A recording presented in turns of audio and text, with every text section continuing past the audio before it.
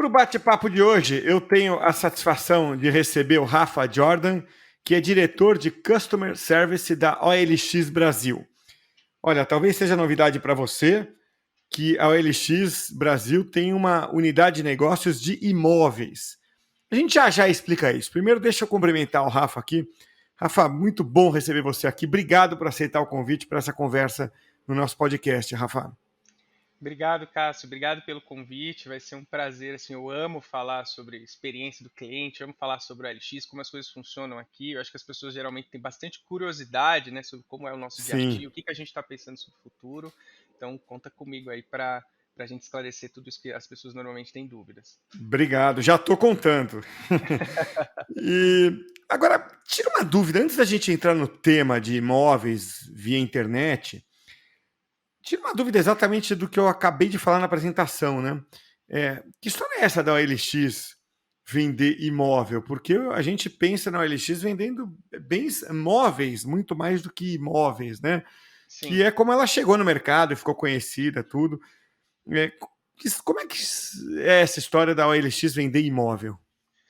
Cara, eu acho que eu vou voltar um pouquinho lá atrás, né? Eu acho que no passado, o primeiro portal imobiliário no Brasil foi Planeta Imóvel, né? Foi um negócio Hum, que nasceu alguns anos atrás com Roberto Nascimento, e aí depois houve a aquisição da Globo desse portal, e aí a Globo por muito tempo foi acionista dos que depois virou o Zap Imóveis, né? E aí o Zap Imóveis começou a crescer, surgiu o Viva Real, que era concorrente, e aí o Viva Real foi adquirido pelo Zap Imóveis, criou-se o grupo Zap, né, que aí se tornou aí o maior grupo de portais do Brasil, acho que mais de 90% das pesquisas no país passavam por grupo Zap naquela época, e aí foi quando o grupo Zap foi adquirido pela OLX, então criou-se o grupo OLX Brasil, que foi dividido em duas BUs, uma que olha para o marketplace, ali tem autos, bens de consumo, C2C, e uma outra bio que olha especificamente para imóveis, que é o Zap Mais, que tem as marcas Zap Imóveis, Viva Real e OLX Imóveis sobre esse guarda-chuva, e é onde eu atuo ali no time de Customer Service. perfeito, tá claro. Isso nos leva então à nossa conversa de hoje aqui, Rafa. A gente no podcast fala aqui muito sobre tecnologia como meio, não como fim, né? Acho que essa essencialmente a nossa proposta aqui no podcast. E também a novidade pensar em comprar imóvel online, porque comprar imóvel é uma prioridade para muitas pessoas, talvez para a maioria dos brasileiros. Ok, talvez tenha aí alguma mudança de comportamento em gerações mais novas, se é que vai ter mesmo, se é que quando eles chegarem lá aos 30 anos eles não vão voltar atrás e pensar em comprar imóveis, mas não vou entrar nesse debate que é outra história. O fato é que as pessoas querem comprar imóveis, né? E talvez por isso, por priorizar tanto o imóvel, a gente se submeta na hora de comprar a uma experiência não tão fácil, não tão simples. Você precisa muito comprar, então você fala, ok, eu topo passar por essa chateação, até porque vão ser poucas vezes na vida, às vezes uma vez só na vida, né? Agora, dá para melhorar com tecnologia essa experiência? Dá para, ainda que as pessoas topem participar e se submeter a uma experiência trabalhosa, que é comprar um imóvel, você já enxerga uma maneira de fazer isso de um jeito mais simples? Eu gostei do jeito que você colocou, foi extremamente gentil, né? E dizer que a experiência é difícil, né? Eu vou ser um pouco mais Manda porque bala. a experiência é horrorosa, né? É horrorosa, é. E assim, se você pensar que acho que a gente tem esse dado, né? Que o brasileiro médio ele vai comprar ali no máximo dois imóveis. Né? Quando você olha para o mercado imobiliário americano, por exemplo, esse cenário é completamente diferente. A pessoa, em média, de 6 a 7 imóveis, se muda muito de imóvel, né? A diferença de como isso é negociado lá também existe, talvez a gente possa falar sobre isso. Então, é uma experiência que você vai ter provavelmente uma única vez na sua vida e ela foi um horror, né? Então você vai ficar com essa imagem dessa transação sendo uma experiência horrorosa, né? Tem como melhorar, né? E muito, né? Então, por exemplo, todo esse processo burocrático de ter certidão. Quem já comprou imóvel sabe baixar certidões, consultar IPTU, ir a cartório. Cara, tudo isso, né, é um processo hoje que não é digital, diferente Uhum. do aluguel. Né? Hoje você já consegue fazer o aluguel de um imóvel, né, 100% digital, Sim. sem a necessidade de ter um fiador. Então, essa desburocratização já aconteceu e ela foi capitalizada aí pelo nosso concorrente. E hoje ela já funciona muito bem em outros portais. Acho que a gente tem que ter a humildade também de reconhecer isso, né? Mas, por exemplo, né, hoje não existe exclusividade no imóvel. Então, a pessoa que está procurando um imóvel, né, naquelas características, quando ela acessa o portal, ela pode se deparar com 10 pessoas anunciando o mesmo imóvel, com valores diferentes, então existe uma confusão, né? Várias pessoas entrando em contato com você a partir do momento que você gera o lead. Então, isso não acontece nos Estados Unidos, por exemplo. Então, a ausência de exclusividade prejudica a experiência de quem está buscando e, consequentemente, prejudica a experiência que o portal oferece. Né? E Uhum. por que essa exclusividade não existe? Hoje, por exemplo, existe uma dificuldade de você entrar no imóvel e você ver o endereço completo. Olha, você está procurando um imóvel em São Paulo, na Vila Mariana. Né? Só que qual é a rua que esse imóvel tá? Você não tem essa informação no momento da busca, você só tem depois de falar com o profissional. Por que os profissionais não disponibilizam o endereço completo dos imóveis? Porque outros profissionais vão captar esse imóvel e negociá-lo em outras plataformas. Então, eles têm medo de compartilhar isso para que outros profissionais não tenham acesso a esse imóvel e passem a vendê-lo. O que suja o mercado, principalmente para quem está buscando, né? Então, até esse processo de educação do mercado é responsabilidade nossa, né? De mostrar para eles como lidar melhor com isso, que uns prejudicam os outros, né? Então, esse é um ponto, né? A burocratização, né? Como a gente faz para que a transação seja feita via plataforma e que a gente assuma a responsabilidade de reduzir esse esforço de quem está buscando imóvel. Imagina que se você puder fazer a assinatura do seu contrato via DocuSign, ao invés de ter que ir até um cartório, isso seria maravilhoso, né? O processo de transação, negociação do seu dinheiro sendo feito via plataforma, mediado por ela, isso causa mais segurança para o usuário, a gente ajudar no processo de financiamento. Então, existe muito a se avançar aí com tecnologia e é para esse caminho que a gente está indo. Inclusive os concorrentes, se você olhar hoje no mercado, grandes players como Loft, como Quinto Andar e OLX adquiriram empresas recentemente que já têm mais experiência nesse processo end-to-end, né, de quando começa a transação até o final, para que eles possam se juntar a esses grandes portais com essa expertise, para que os grandes portais possam oferecer isso para quem busca e para quem está vendendo, sabe? E eu não acho que isso esteja num futuro muito distante, tá? Isso deve acontecer em breve. Perfeito, Rafa. É, eu queria te perguntar o seguinte: onde é que estão as travas, né, para isso tudo ser online?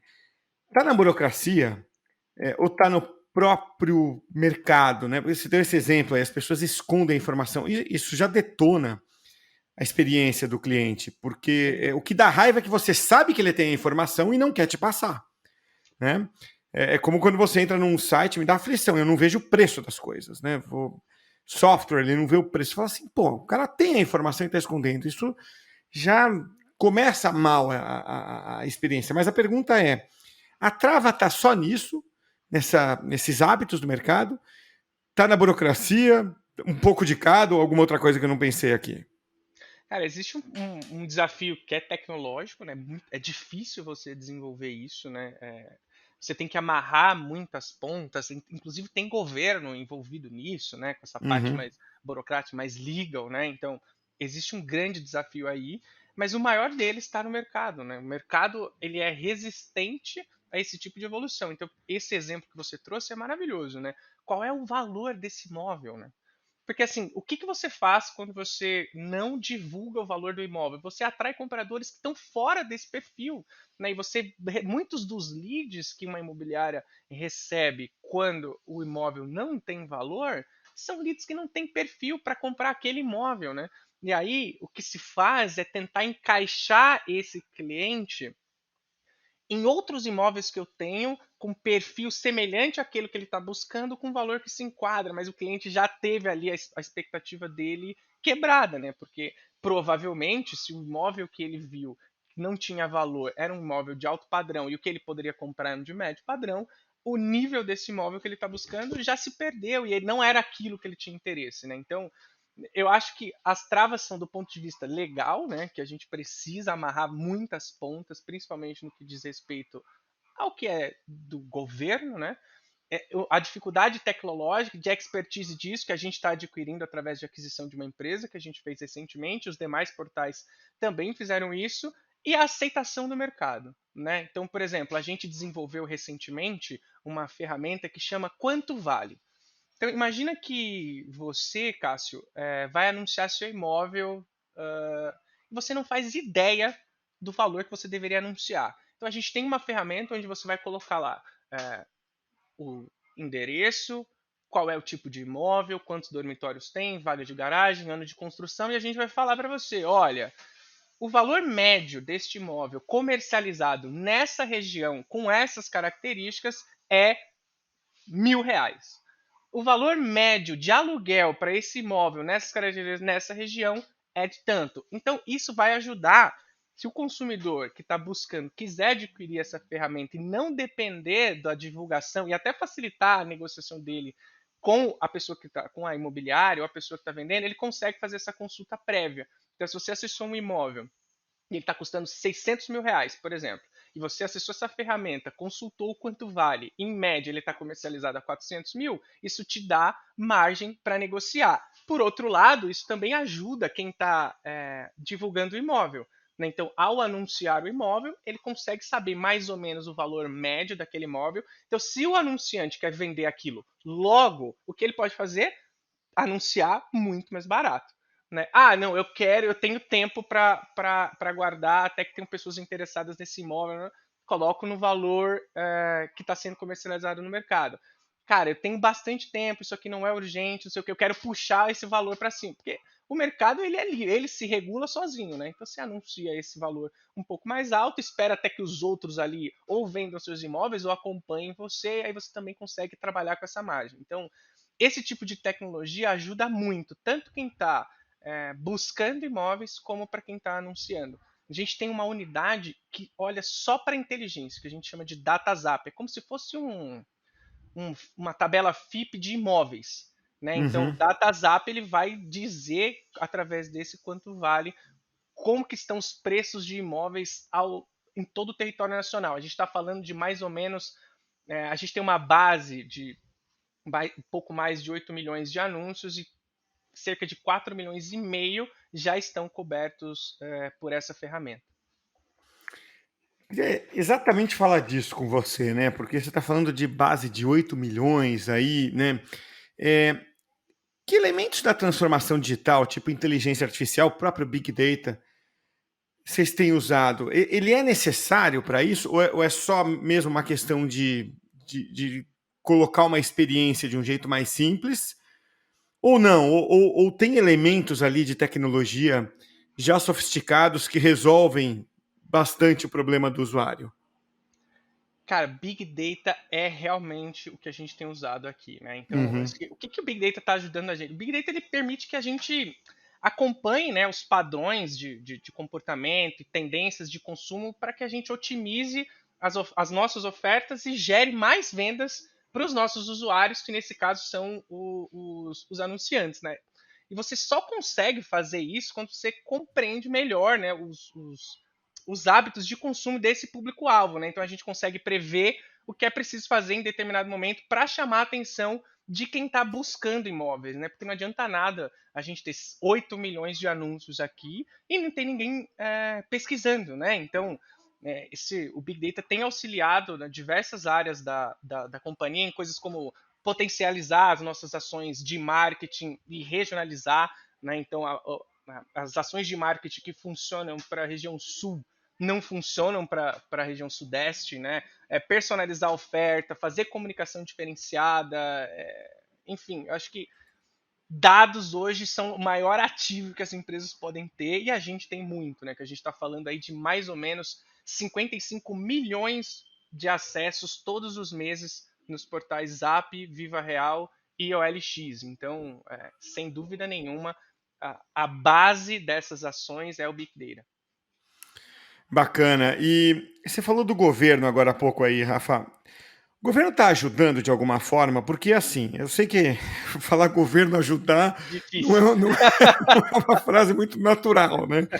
Mas qual é o meu ponto? Assim, a gente vê iniciativas de digitalização, né, por parte do governo. É claro que a gente está anos-luz de ter o lado do governo tão sofisticado em user experience quanto o lado das empresas. Mas também é justo a gente dizer que algumas coisas vão avançando nesse sentido por parte do governo. Né? Você tira hoje documentos, quem tem empresa sabe, né? Você tira documentos, tira certidões negativas com muito mais facilidade. Antes tinha que pedir para contador, hoje você vai lá, dá um clique e tira. É, pagar imposto, obviamente, é uma coisa mais fácil, porque interessa para o governo, mas declarar imposto de renda, só para dar um exemplo para as pessoas, né? Pô, eu cheguei a declarar lá atrás, no começo da minha vida adulta, a declarar no papel, era um inferno, você tinha que tirar ali uma semana e ainda tinha que ter ajuda. Pô, hoje você está ali, pega o aplicativo e em pouco tempo você faz a declaração. Então, o que eu quero dizer com isso, aqui não é de forma alguma levantando nenhuma bandeira a favor do governo, acho que tem muito que melhorar ainda, mas também tem que reconhecer que eles ajudam, facilitam a vida das empresas com tecnologia. Para esse propósito, né, e TBI, coisas desse tipo, assim, já tem algum avanço nesse sentido por parte do governo? Ou essa ainda é uma barreira que vocês enfrentam?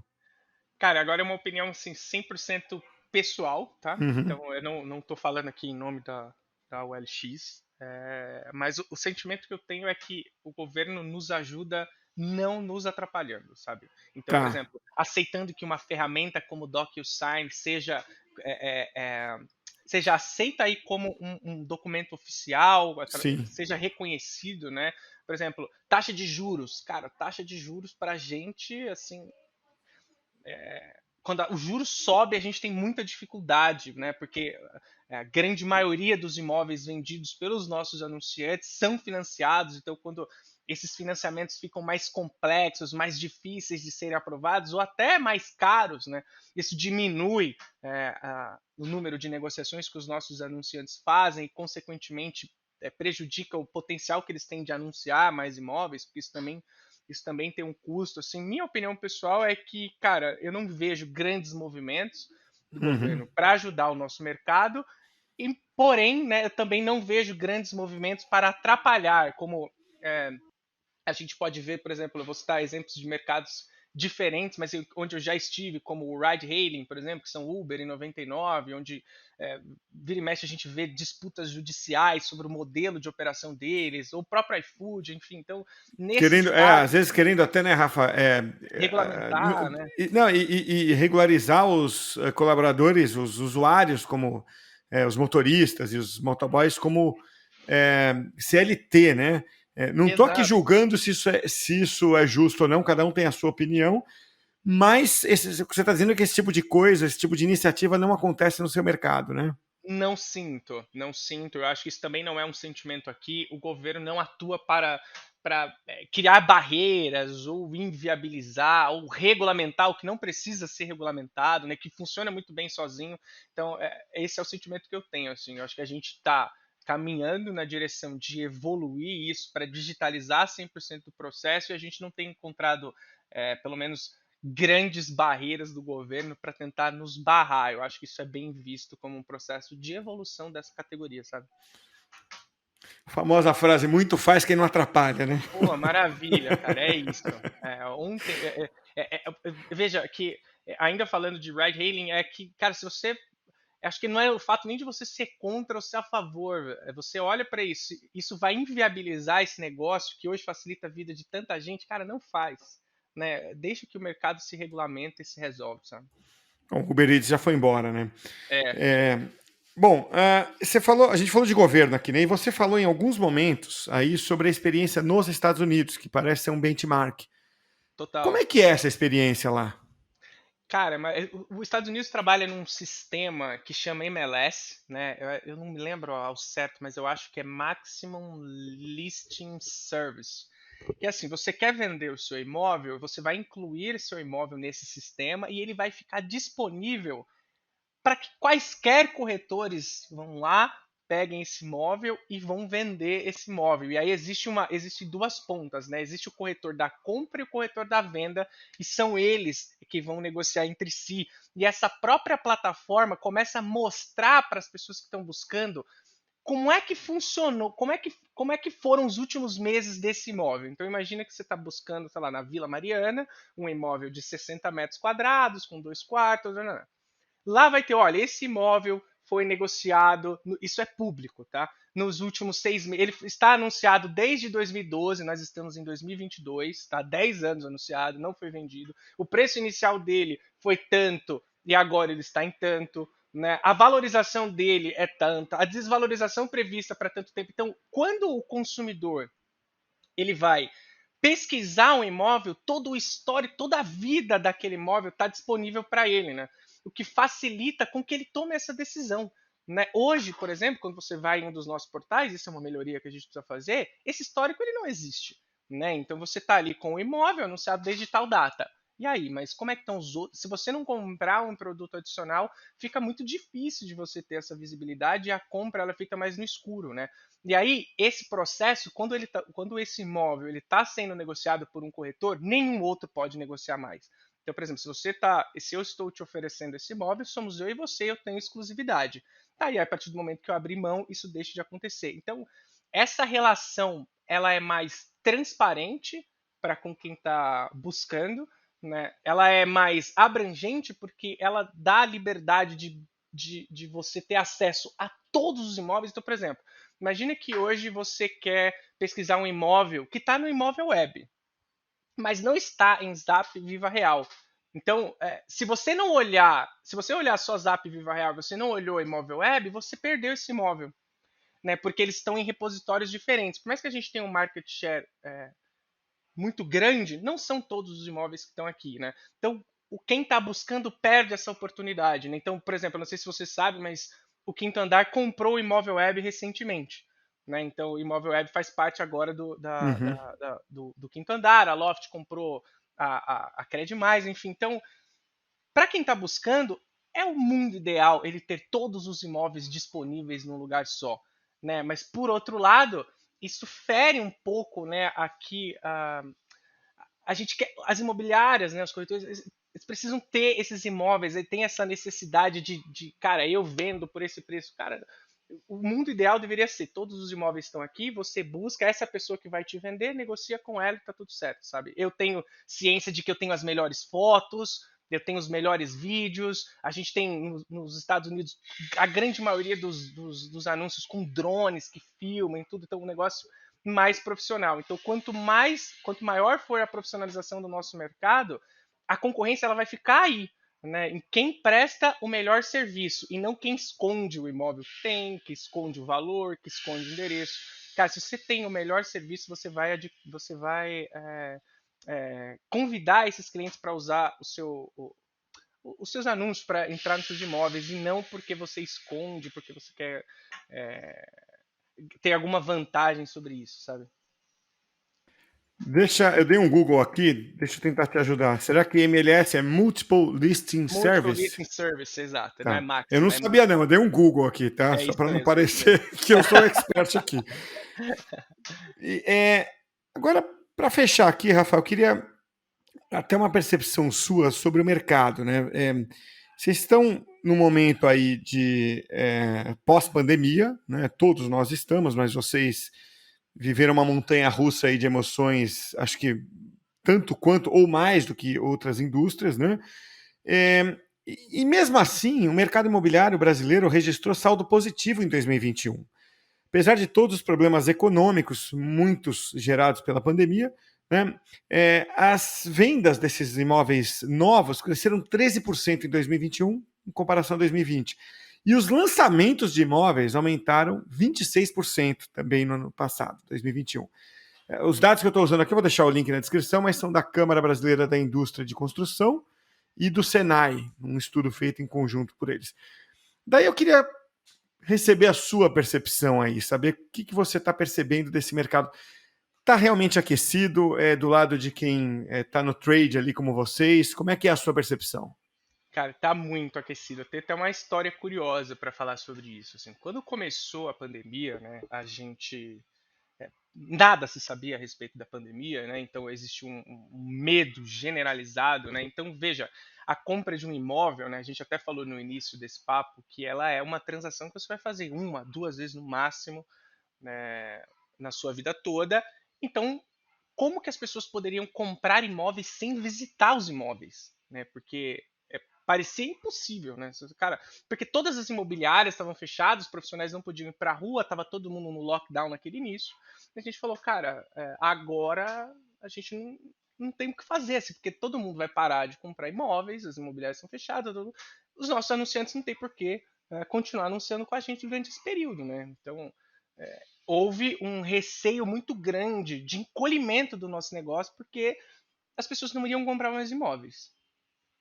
E aí foi quando a gente começou a perceber, cara, o que a gente pode fazer a respeito disso, né? Então vamos lançar uma visita guiada, 3D, vamos fazer parceria. A gente criou um movimento que chamava Vai de Corretor, né? Que era parcerias com inúmeras empresas, então empresas que parcelavam fatura. A gente fez uma parceria com a PicPay para parcelar a fatura dos clientes que tinham débito para pagar com a gente. A gente fez uma parceria uma empresa que fazia esses vídeos 3D para que as pessoas pudessem visitar os imóveis da casa delas, né? Então hoje você já consegue fazer isso em grande parte dos nossos anúncios, enfim. E aí, quando a gente começou a perceber que o nosso negócio estava crescendo, né? Por quê? O físico perdeu espaço, né? E o digital começou a ganhar muito espaço. Então acho que foi a primeira vez que a gente enfrentou um desafio coletivo em meio a uma revolução digital, porque essa digitalização ela já estava acontecendo, mas com a pandemia ela foi muito acelerada, porque ele era o único caminho que a gente tinha a seguir. Então, cara, assim, o nosso negócio cresceu durante a pandemia mais do que vinha crescendo no período pré-pandemia. Então, assim, para nós isso foi muito positivo e o mercado agora vem apresentando novas tendências de crescimento, tanto em novos como usados. Né? Aqui a gente lança muito mais imóveis do que nos Estados Unidos, que é o mercado que a gente tem como referência, né, entre Zillow e Trulia, que são os principais portais lá que se fundiram. E lá eles negociam muito imóveis, muito mais imóveis usados, e a gente aqui tem muitos lançamentos. Então, assim, a gente tem percebido aumento na venda, tanto de usados como de novos, né? Então, assim, o mercado está extremamente aquecido, apesar de que agora, né, a gente deve ter aí alguma retração nesse crescimento em virtude do aumento de juros, inflação. Então, isso, né, influencia bastante. A gente tem até um economista nosso, que é o Danilo, que ele divulga notas avaliando o mercado e como isso avaliando o cenário político nacional e como isso influencia o nosso mercado, que são muito interessantes. Então, cara, sim, esses números eles refletem também nesse ano e a gente deve crescer mais de 2 dígitos em 2022, com certeza. Puxa, bom ouvir isso, né? Porque a economia precisa retomar em todos os sentidos e algumas indústrias elas são muito termômetro para a economia como um todo, né? Imóveis é uma Construção delas, civil, né? né? São uma delas, né? A construção civil é uma delas. Principalmente para novos. Exatamente, então é bom ouvir isso. Ô, Rafa, muito legal conversar com você. Torço para que esse vire o padrão, né? Isso que vocês estão procurando fazer, vire o padrão, que a compra de imóveis seja uma experiência digital. Tanta coisa passou do analógico para o digital e a gente nem percebeu, né? Por que, que imóvel não pode. A gente duvidava que a gente fosse comprar carro online, né? E hoje já é algo comum, embora não seja a única forma, mas já tem muita gente comprando carro online, vendendo carro online. Por que não imóvel? É uma barreira que me parece mais cultural, um pouco burocrática, como você falou, mas é muito cultural, né? Sim. E cultura se muda, né? Pode levar tempo, mas cultura se muda. Então, te Não, agradeço muito. só para finalizar esse tema Claro, que você claro. trouxe, né, assim, a gente não acredita, né, que a visita presencial ela vai ser extinta, né? Então, como é uma compra de valor muito alto, né? Então, mas a gente quer economizar o máximo de tempo das pessoas possível para que elas tenham o mínimo de esforço. Então, quando ela for visitar, aquele imóvel, ela já tenha 90% de certeza que é aquele. Agora ela só foi até lá para criar essa conexão, realmente tirar eventuais dúvidas, mas que todo o processo online garanta esse, quanto maior for o percentual de decisão dela ao visitar o imóvel, isso quer dizer que a nossa missão está sendo concluída, sabe? Então, economizar o tempo da pessoa que está buscando, reduzir o esforço dela e fazer com que ela dê tiros mais certeiros, né? Em vez de visitar 10 imóveis, porque aquele anúncio está pouco atrativo, ou a descrição da forma como está não é boa, o acesso o tour guiado 3D ainda é muito limitado, então isso faz com que a pessoa perca muito tempo visitando imóveis que ela não vai comprar. Né? Então a gente quer direcionar melhor. Então, em vez de visitar 10, você visita 2 e dentre esses 2 você escolhe um. Sabe? Acho que essa Tá é a ideia. parecendo com um carro isso que você está falando, né? A gente chega Sim, muito com a decisão tomada exato. na hora de comprar um carro, então, de novo, assim, a barreira anti-tecnologia aí talvez seja mais cultural e essa me parece uma barreira cada vez mais frágil. Então, Rafa, quero te agradecer muito pela conversa. Foi muito bom conversar com você. Obrigado pelo papo hoje aqui, Rafa. Obrigado você, obrigado pelo convite, Cássio. Estou sempre à disposição aí, sempre que vocês precisarem.